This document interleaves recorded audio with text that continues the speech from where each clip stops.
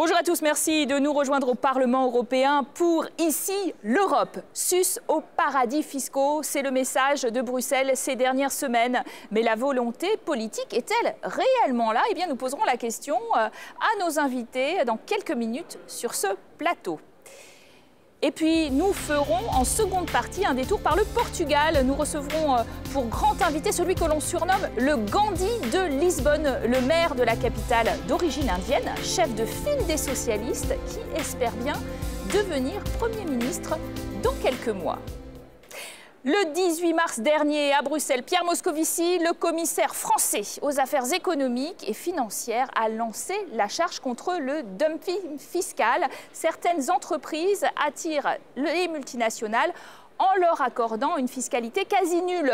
En novembre dernier, l'enquête LuxLeaks portait sur les cadeaux fiscaux offerts à plus de 340 entreprises par le Luxembourg et mettant à rude épreuve la crédibilité du patron de la Commission européenne, le luxembourgeois Jean-Claude Juncker, ancien Premier ministre du Grand-Duché. Alors, qu'à cela tienne, la Commission se veut désormais le chantre de la transparence, de l'échange automatique d'informations pour faire la chasse aux évadés. Elle ouvre des enquêtes sur la concurrence fiscale déloyale et nous en parlons aujourd'hui avec nos invités, à commencer par vous, Frank Engel. Bonjour. Bonjour. Même nationalité, même parti que Jean-Claude Juncker, Parti populaire européen, au Parlement. Et vous êtes aujourd'hui face à Philippe Lamberts, bonjour, député européen du groupe des Verts, qui vient de Belgique et qui met d'ailleurs régulièrement en doute la volonté de l'exécutif européen, auquel vous n'appartenez pas d'ailleurs, de s'attaquer à la fraude. Et vous êtes aujourd'hui face à Emmanuel Morel, bonjour, député européen des socialistes et démocrates français comme le commissaire aux affaires économiques, socialiste également. Ça nous fait un point commun. Voilà.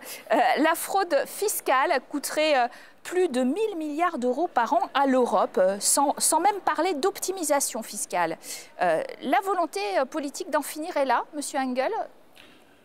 Premièrement, ce chiffre ne correspond à rien parce qu'il n'y a bien évidemment pas une étude scientifiquement correcte sur le volume de fraude, évasion ou je ne sais pas quelle optimisation fiscale. Un chiffre qu'on avance souvent et qui est démenti par la Commission à chaque reprise où elle peut le démentir, parce qu'il n'est basé sur pas grand-chose. Je suppose qu'il y a une volonté actuelle, au moins, d'accroître la transparence en ce qui concerne certains types de rescrits fiscaux.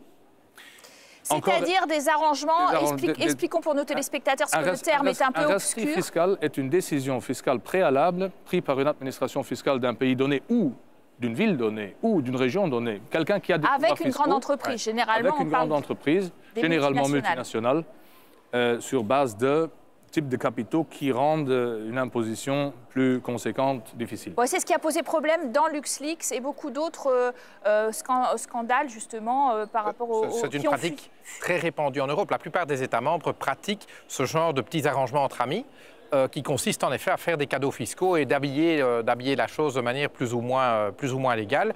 Et donc c'est un des aspects, une des manières que les États membres ont de faire des cadeaux fiscaux, en particulier aux grandes entreprises multinationales. Et donc la proposition de la Commission vise simplement à obliger chaque administration fiscale à communiquer à ses collègues européennes ce qu'elle donne comme cadeaux fiscaux aux entreprises multinationales. J'ajoute que cette obligation en fait existait déjà, mais n'a jamais été observée par les États membres. Vous avez le sentiment que la lutte est engagée parce que finalement il y a une demande aussi peut-être de l'opinion publique, les contribuables qui veulent que l'argent rentre dans les caisses. Évidemment, si la Commission réagit, c'est d'abord parce qu'il y a eu des lanceurs d'alerte qui ont fait leur métier, en tout cas qui ont joué leur rôle, et ça c'est très important, qui ont alerté l'opinion publique sur ce qui était en train de se passer. Mais il y a aussi une raison plus politique, c'est qu'au moment où la Commission appelle les États et donc les citoyens à se serrer la ceinture sans arrêt, on se rend compte qu'un très grand nombre d'entreprises, des multinationales, par des tours de passe-passe et des petits arrangements, échappent quasiment à l'impôt. Et ce sentiment d'injustice, d'inégalité de traitement, évidemment, à un moment, scandalise les Européens. Et la Commission n'a pas tellement le choix. Et les parlementaires européens eux-mêmes ont tiré la sonnette d'alarme depuis longtemps. Et comme disait très justement M. Lamberts, en réalité, l'obligation, elle existait déjà dans des directives précédentes, mais rien n'a été fait. Ce qui est encourageant d'une certaine façon, moi je veux rester optimiste, c'est que là, il y a un premier pas.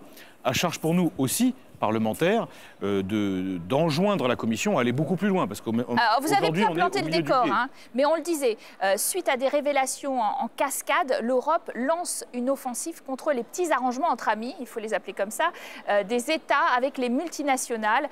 La directive Moscovici va-t-elle vraiment changer la donne? Le point tout de suite avec Saskia Deville et Isabelle Romero. La directive Mosco est sur les rails. Pierre Moscovici, le commissaire français aux affaires économiques et financières, entend cibler les multinationales. Pour celles qui tirent régulièrement profit de l'opacité des règles fiscales, l'heure de la transparence a sonné. Notre proposition phare pour ce jour vise à introduire un échange automatique d'informations sur les tax rulings. Les tax rulings, ces accords passés entre un État et une grande firme, seront désormais communiqués entre pays européens avec effet rétroactif sur 10 ans. LuxLeaks a révélé que le Luxembourg offrait un siège social à 340 multinationales contre une fiscalité quasi nulle sous le règne de Jean-Claude Juncker, actuel président de la Commission. Une commission qui depuis se veut mobiliser contre l'évasion fiscale.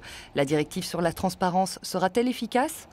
La principale lacune, c'est l'absence de ce qu'on appelle la comptabilité pays par pays, c'est-à-dire l'absence de l'obligation pour les entreprises multinationales de déclarer dans chaque pays où elles sont implantées leur chiffre d'affaires, leurs bénéfices, leurs effectifs en termes d'employés et bien sûr les impôts qu'elles ont acquittés. Les pays pointés du doigt se défendent en plaidant que désormais les multinationales vont tout simplement quitter les havres fiscaux européens pour Singapour ou Hong Kong. Si les 28 et le Parlement européen adoptent le texte, il entrera en vigueur au 1er janvier 2016. Alors,